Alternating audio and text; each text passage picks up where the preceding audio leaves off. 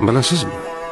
Siz turmush o'rtog'ingizni oddiy qabul qilishingiz mumkin, ammo xayrli juft ko'p bo'ydoqlarning va qizlarning orzusidir. Balki sizni joningizdan to'ydirgan farzandingiz bordir, ammo farzand ne'matini orzu qilganlar qancha. Yashayotgan uyingiz kichiklik qilar, ammo bir boshpanani bir umr orzu qilib o'tganlar bor. Har kuni tahoratingizni o'zingiz qilayotganingiz va sog'lom tanangiz sizga oddiy tuyular. Ammo sizdek sog'lom bo'lish barcha bemorlarning orzusidir.